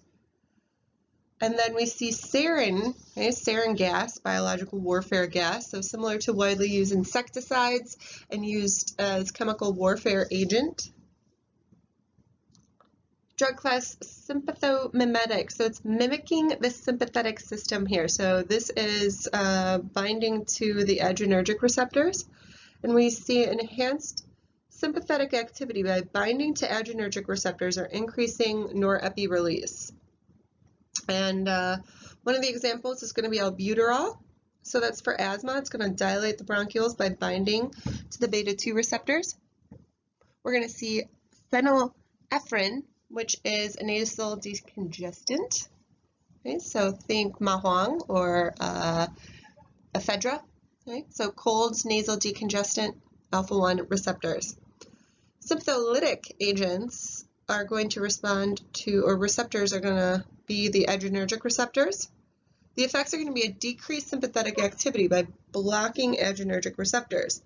So these are our beta blockers here. So anything that ends with that LOL. So here's propranolol, but it'll be metoprolol, atenolol. These are hypertension or high blood pressure meds. And they're beta blockers, and they block beta receptors, and they decrease blood pressure, but they also decrease heart rate. So make sure that your patient actually needs that combo if that's what they're on. It's important to note that beta blockers can affect thyroid hormone metabolism. Sometimes you'll find patients that have normal blood work and look and feel hypothyroid. So their hair is falling out, they're gaining weight, their metabolism slowed down, they're depressed, their skin dryness, oiliness has changed, all sorts of indications that the thyroid is involved, yet normal blood work and seemingly normal blood work. So one of the things we do is we look at the medication list and we see a beta blocker. So medications that end in LOL, like metoprolol, atenolol, things like that. Sometimes this can inhibit 5' deiodinase. So 5' deiodinase, you see the ASE at the end that tells us it's an enzyme. And what it's doing is that D-iodine, okay, so it's taking an iodine away from the substance here. So if you look, I put a thyroid hormone illustration here for you. So it's basically tyrosine, I think it's actually 2 tyrosines as a backbone, and 3 or 4 iodines, and that is T3 and T4, thyroid hormone that we commonly check for in the blood. In order for it to be metabolically active, we need it to be T3. So T4 is more the carrier, T3 more metabolically active. And so T4 cruises around the body needs T3, and then at the cellular level, it's going to basically give off this enzyme, amongst other ways of doing things here, but simply put, it's going to give off an enzyme, 5' deiodinase, and that's going to convert T4 to T3, or the usable form of thyroid hormone for metabolism at the cellular level. Instead, what will happen is it'll inhibit it, it'll block it, and we'll actually see more of the reverse T3, or the inactive T3. Now, why is that a problem? So what it is T3, imagine that is the key that unlocks the door to the cell for your metabolism, okay? That's an active key. If you have a key that looks like your key and you can fit it into your door lock, but it doesn't actually turn and it breaks off in the lock, you've now rendered that receptor useless. You've rendered that door useless. You can't get into the cell. So that's what reverse T3 does, and we know that that is a known effect of beta blockers. So watch out for that with your patients. Most visceral organs have dual interaction between parasympathetic and sympathetics. Action potentials continually fire down axons of both divisions, producing a dynamic antagonistic interaction. It works to precisely control visceral activity. Both autonomic nervous system divisions are partially active, resulting in a basal sympathetic and parasympathetic tone. One division usually predominates, but in a few cases, divisions can actually have a cooperative effect. Dynamic antagonism allows for precise control of visceral activity. Sympathetic division increases heart rate and respiratory rates and inhibits digestion and elimination. Parasympathetic division decreases heart rate and respiratory rates and allows for digestion and discarding of wastes. Almost all blood vessel smooth muscle is entirely innervated by sympathetic fibers only, so this division controls blood pressure even at rest. Sympathetic tone or vasomotor tone is a continual state of partial constriction of blood vessels. If blood pressure drops, sympathetic fibers fire faster than normal to increase constriction of blood vessels and cause blood pressure to rise. If blood pressure rises, sympathetic fibers fire less than normal, causing less constriction or a dilation of the blood vessels, which leads to decrease in blood pressure. It allows sympathetic system to shunt blood where needed. So think about a hose with water in it, and if you put your thumb over a part of that hose and you decrease the circumference of where that water can come out of, you're going to increase the pressure of that water and it's going to shoot out further. So that constriction and that dilation is extremely important. The parasympathetic division normally dominates heart and smooth muscle of digestive and urinary tract organs, and it activates most glands except for adrenal and sweat glands. It slows the heart and dictates normal activity levels of digestion and urinary tracts. These organs also exhibit parasympathetic tone, where they are always slightly activated. The sympathetic division can override these effects during times of stress. Drugs that block the parasympathetic responses increase heart rate and can cause fecal and urinary retention. Cooperative effects. So the best example of cooperation between two divisions is seen in the control of the external genitalia. Parasympathetic fibers cause vasodilation and are responsible for erection of the penis or clitoris. Sympathetic fibers cause ejaculation of semen in males and reflex contraction of a female's vagina. Unique roles of the sympathetic division. The adrenal medulla, sweat glands, erector pili muscles, kidneys, and almost all blood vessels receive only sympathetic fibers. Other unique functions of sympathetic division include thermoregulatory responses to heat. So when the body temperature rises, the sympathetic nerves are going to dilate the skin blood vessels, which is going to allow heat to escape. It's going to make us look all red as well. So red, hot, sweaty, right? It's going to activate the sweat glands. And then when the body temperature drops, blood vessels will constrict. Some unique roles of the sympathetic division include release of renin from the kidneys. Note REN, R-E-N, is a word root for kidney. So sympathetic system causes release of renin from the kidneys that in turn activates a system that increases the blood pressure. Metabolic effects. So increased metabolic rates of cells, raises blood glucose levels, mobilizes fats for use as fuel. Parasympathetic division tends to elicit short-lived and highly localized control over effectors. Acetylcholine is quickly destroyed by acetylcholinesterase. Sympathetic division tends to be longer lasting with body-wide effects. So norepinephrine is inactivated more slowly than acetylcholine. Norepi and epinephrine hormones from adrenal medulla have prolonged effects that last even after the sympathetic signals stop. So let's look here at this chart, effects of the parasympathetic and sympathetic division on various organs.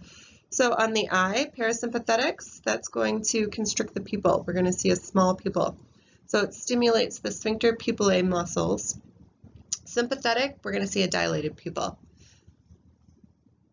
Ciliary muscle of the eye, so stimulates the muscle which makes the lens bulge for close vision. For parasympathetics, for rest and digest, we want to be able to read a book. Sympathetics it's going to weakly inhibit that ciliary muscle, which flattens the lens for far vision. We want to, in a fight or flight situation, we want to be able to see far out on the horizon at any threat. For glands like nasal, lacrimal, gastric, and pancreas, parasympathetics, obviously that's going to stimulate activity, so for digestion, rest and digest. Sympathetics, it's going to inhibit secretory activity. It constricts blood vessels supplying these glands. I find this to be extremely important when cupping the abdomen or applying a heat to the abdomen to people that have digestive or reproductive issues. So we explain the sympathetics, parasympathetics, and those precapillary sphincters again. Salivary glands stimulate secretion of watery saliva, stimulate secretion of thick viscous saliva in the sympathetics. So watery, parasympathetics, we're ready to eat. And then if you are nervous, right, you might get a little cotton-mouthy, kind of thick, viscous saliva, and someone offers you a glass of water to help calm you down. Sweat glands, parasympathetic, we don't really see an effect. Sympathetics, sweat, all right, so these cholinergic fibers, copious amounts of sweating. Adrenals in the parasympathetics, we don't see an effect for parasympathetics. Sympathetics, it stimulates the medulla, so medulla is going to give us epinephrine and norepinephrine. The erector pili muscles attached to our hair follicles, so think goosebumps, and our hair standing on end. Parasympathetics, it's not really going to have an effect. Sympathetics, we see our hairs stand on end when we're scared or angry or goosebumps if we're scared. So not much going to happen as a human for this, but think of a dog and their hair standing on end or their hackles standing on end, or another animal with their hairs or feathers or what have you standing on end. They're going to look bigger, they're going to look fiercer. So that's a sympathetic response. The heart. The heart rate is going to decrease for parasympathetic. It slows down. We're resting.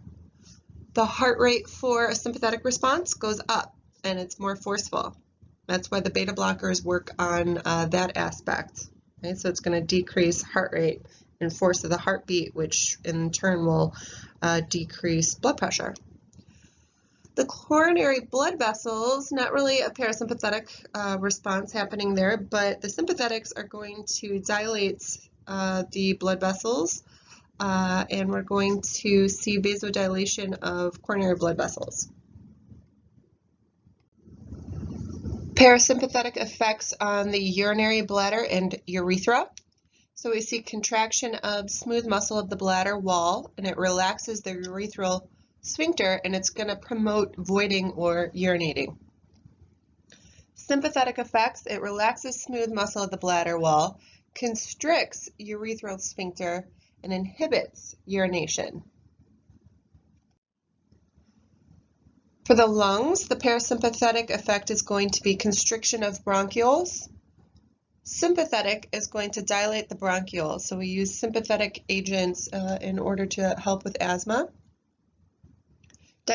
Digestive tract organs, the parasympathetic increases motility or peristalsis and amount of secretion by digestive organs. It relaxes sphincters to allow foodstuffs to move through the tract. Sympathetic effect is it decreases activity of the glands and muscles of the digestive system. It constricts sphincters, for example, the anal sphincter. Parasympathetic effect on the liver is it's going to increase glucose uptake from the blood. Sympathetic is it's going to stimulate release of glucose to the blood. So think of this as fuel, right? So gasoline for your car, but it's blood sugar.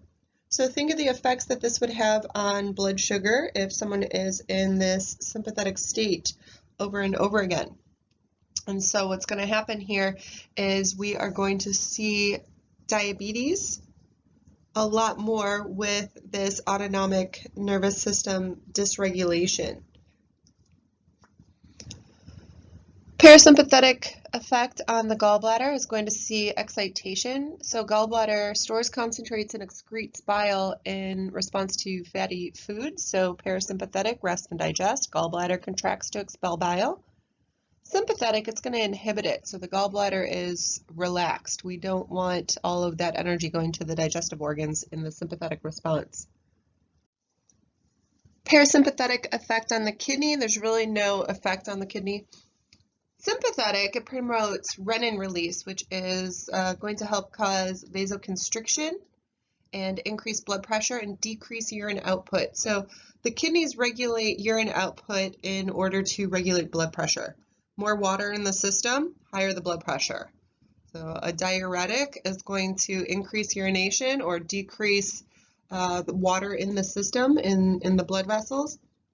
And that's in turn going to lower blood pressure. So number one thing is to regulate blood pressure, and then the urine secondary would be to eliminate toxins.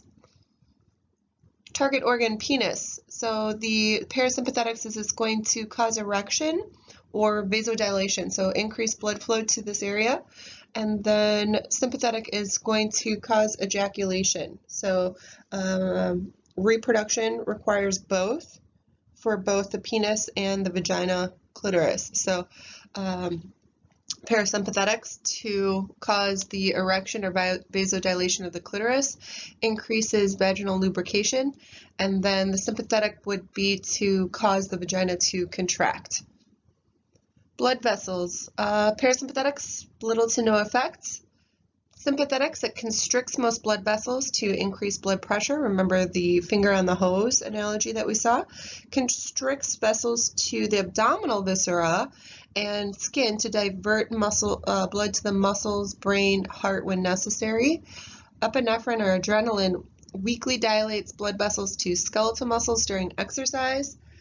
And remember our precapillary sphincters, how those get involved to the different areas, so shunting blood to and from areas. Blood coagulation, parasympathetics, no real effect there. Sympathetics, it increases coagulation. Okay, so it increases clotting. So think about in a fight or flight situation, the body needs to be able to repair or stop the bleeding if there is an injury pretty quickly. Cellular metabolism, parasympathetics, no direct effect. Sympathetics, it increases metabolic rate, so that go, go, go. Okay. Adipose tissue, parasympathetics, no direct effect, but the sympathetics is going to stimulate fat breakdown or lipolysis. Homeostatic imbalances, so autonomic neuropathy, damage to the autonomic nervous system is a common complication of diabetes mellitus, which is sugar diabetes, uncontrolled sugar, which is this kind of double-edged sword because that sympathetic response, if we're always in this fight or flight situation, our body is designed to jack up the blood sugar. And so our blood sugar is going to be elevated, our blood pressure is going to be elevated. That's going to lead to diabetes, and that's going to lead to hypertension. And that in and of itself stresses the autonomic nervous system, and we see autonomic neuropathy as a result of diabetes mellitus. So it's a cause, diabetes is a cause of it, and an effect here as well. Or the autonomic nervous system is the cause of it as well. So we can kind of go round and round in circles here. Early signs are going to include sexual dysfunction, so that parasympathetic sympathetic combination that we just saw in the last chart there, that's going to get dysregulated. Other frequent symptoms are going to include dizziness after standing suddenly, or what we call orthostatic hypotension. And we'll look at that on the next slide here. So we're going to also see urinary incontinence, sluggish eye pupil reactions, and impaired sweating. So basically this is going to slow the system down and we're not going to be firing off appropriately. Best way to prevent diabetic neuropathy, the book points out, is to maintain good blood glucose levels. Best way to maintain blood glucose levels is to control stress. Best way to control glucose levels is Stress contributes to glucose, back and forth, circular, over and over again. So if you've ever stood up too fast and got a little dizzy, that is an example of orthostatic hypotension. It happens. It's usually not that big of a deal. Maybe we need to drink a little more water, relax our sympathetics a little bit more, maybe some methylated B vitamins. Usually doesn't phase us too much, right? We're like, oh, gotta take care of that a little bit better. But when it happens over and over again, we can call that orthostatic hypotension, and it's defined as a decrease in systolic blood pressure of 20 millimeters of mercury or a decrease in diastolic blood pressure of 10 millimeters of mercury within 3 minutes of standing when compared with blood pressure from sitting or supine. So the article cited below, Evaluation and Management of Orthostatic Hypotension, goes into it some more in that article from American Family Physician, and I have the website there for you if you want to look into that. But basically what's going on here is when we are sitting, our blood pressure doesn't really have to work that hard to get our blood up to our brains. Okay, so that's the goal. So maintain normal blood pressure to the brain so we get oxygen to the brain. If we're laying down, super easy to maintain a normal blood pressure. But if we stand up, we are going against gravity and we're kind of jumping up real quick, and we get a little bit of adrenaline in order to facilitate that. Okay, so kidneys normally in charge of our normal blood pressure. Okay, so they're the thermostat kind of in the house that's really just maintaining normal. And then all of a sudden it needs just a little extra bump in order to maintain the normal amount of blood getting up to the brain when you stand up really quick. That's going to be facilitated by the adrenal gland. It's going to give off just a little bit of adrenaline to bring it up.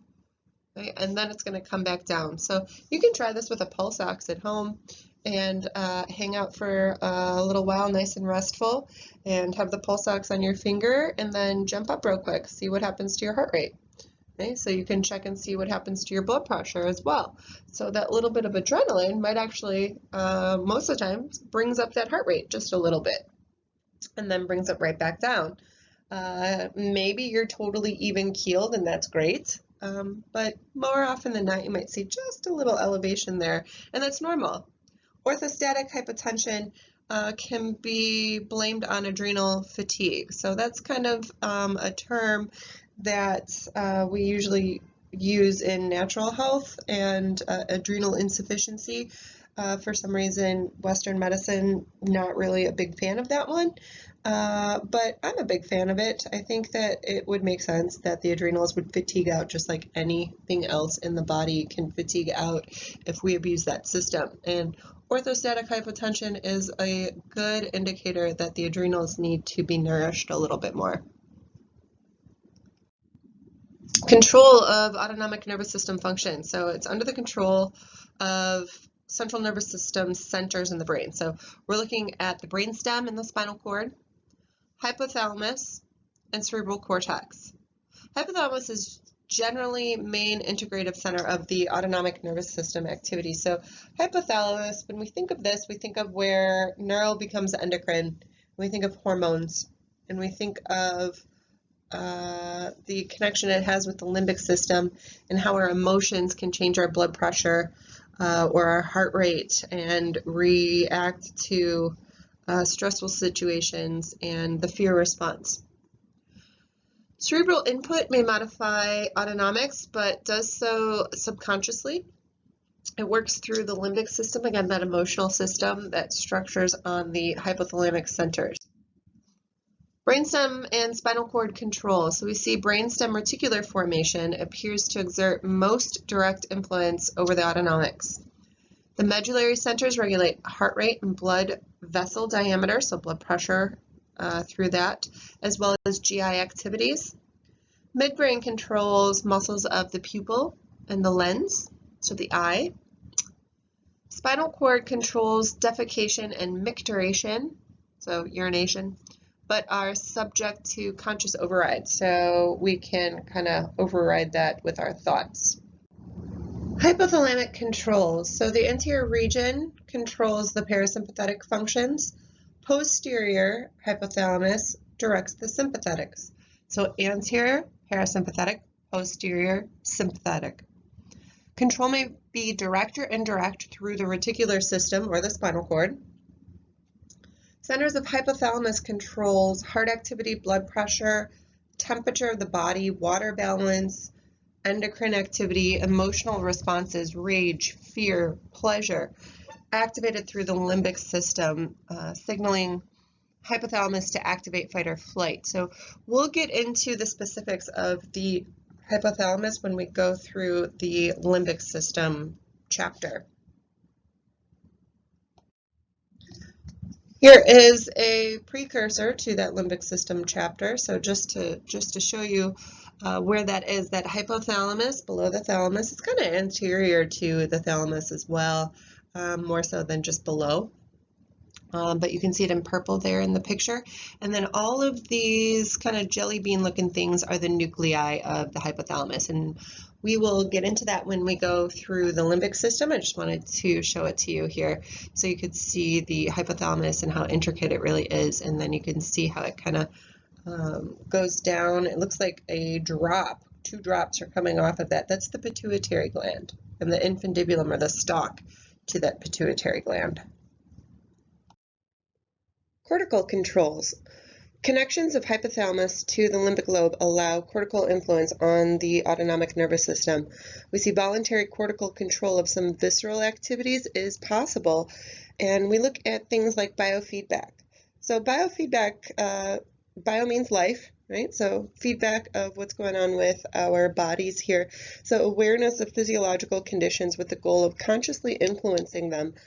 Biofeedback training allows some people to control different pain and situations in their body, heart rate, breathing, things like that.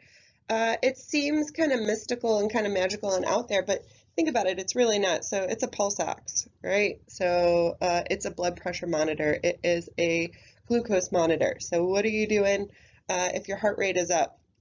You check your pulse ox and you're like, all right, my pulse is high. Maybe oxygen's at 96% instead of 99 or 100 where we'd rather see it. And you stop, calm down, take a few deep breaths, and watch your heart rate lower and your oxygen rate go up a little bit higher on the percentage scale there. So biofeedback can be something as simple as that. And we can start to maybe get a handle on some of these autonomic functions through awareness. Let's look at the structures here so we can see some pretty basic concepts here. So this would be the front, this would be the back. Okay? Corpus callosum is this big C-shaped here. This next C-shape up here is the cingulate gyrus of the limbic lobe. And we could see the pons kind of peeking through here, and pituitary through here. Hypothalamus is here. So this would be the thalamus. We could see just a little bit of that interthalamic adhesion peeking through as well.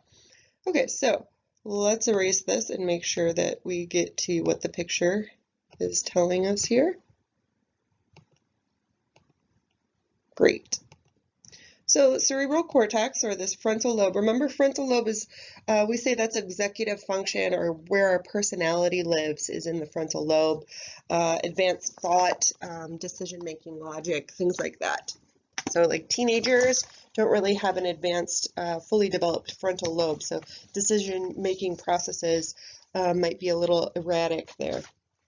The limbic system, this is emotional input. So limbic system, think of emotions and memory from those emotions for very quick decisions, not very logical, but very quick life-saving decisions based on emotion. Hypothalamus is the boss, okay, overall integration of our autonomic nervous system. So this is where the nervous system becomes endocrine. So as we come up through medulla pons, midbrain, thalamus, right? And then the thalamus is going to send that information out to wherever it's going, depending on what the information is. Right here at this hypothalamus, it's going to then become neuroendocrine because it's going to become endocrine right here. This is that kind of in between. And we saw those nuclei, and they all have a specific job to do, and we'll get into that when we have the hypothalamus lesson. But right there at that hypothalamus is where neuro becomes endocrine. The brainstem, so medulla pons midbrain, reticular formation, this is going to regulate pupil size, heart, blood pressure, airflow, salivation, etc. And then specifically, like pupil size, that's going to be up in the midbrain, right? So remember our rule of fours, right? So our cranial nerves 1 through 12, right? And then we separate out medulla, pons, midbrain, and above, right? So 1 and 2 are above. So cranial nerves 3, 4 are midbrain, and then 5, 6, 7, 8 are pons, 9, 10, 11, 12 are medulla. Spinal cord, reflexes for urination, defecation, erection, and ejaculation. That's down in the sacrum, so S2, S3, S4 area. Disorders. Many autonomic nervous system disorders involve deficient control of smooth muscle activity. So think about high blood pressure. We keep priming the pump of that sympathetic, that fight or flight over and over again, and that is going to jack up the blood pressure by design so we can run or fight, but then we don't actually run or fight. And so we're left with just high blood pressure that wasn't used. And then same thing with our blood sugar. We are stressed, so our body's like, okay, we got to run or fight, but we're actually sitting and watching something stressful on the news. So we don't actually use that excess energy that it was designed to give us, and we sit here with high blood sugar and high blood pressure, and we don't run it out and then find safety and then rest and recover. So instead, we just go through this cycle of high blood pressure and high blood sugar, and then we end up with autonomic dysfunctions of hypertension, which is then going to continue this cycle. So it is a self-fulfilling cycle here. High blood pressure created by the autonomic nervous system and then going to damage the autonomic nervous system and continue that high blood pressure. So we see an overactive sympathetic vasoconstrictor response to stress. Heart has to work harder. The artery walls are subject to increased wear and tear. And then what do we do with modern medicine? So pharmaceuticals will treat with an adrenergic receptor blocking drug. Another dysregulation of the autonomic nervous system is Raynaud's disease, which this is intermittent attacks of vasoconstriction of the arterioles, usually in the fingers and the toes. And it's going to cause them to go, you can see in the picture here, pale, blue, and then red. So pale, lack of blood, and then blue, lack of blood even more so, and then red because of the vasodilation back, bringing blood back into the site, and then it becomes very painful.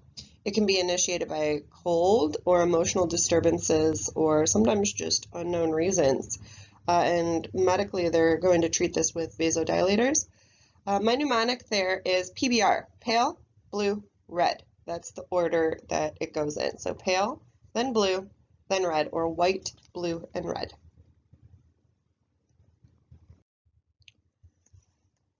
Autonomic dysreflexia, so autonomics, and then dysfunctional, and then dysfunctional reflex. So uncontrolled activation of autonomic neurons in quadriplegics and those with spinal cord injuries above T6. So we might see blood pressure skyrocketing, and this become a life-threatening situation. Christopher Reeves is pictured here, and he had the paralysis foundation, and he did suffer with this autonomic dysreflexia. Looking here at some developmental aspects of the autonomic nervous system.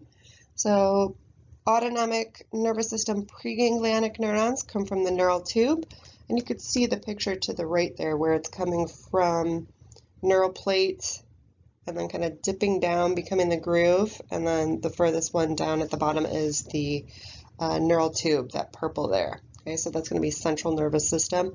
And then those neural crest cells on top of that purple tube in green, right? So right here.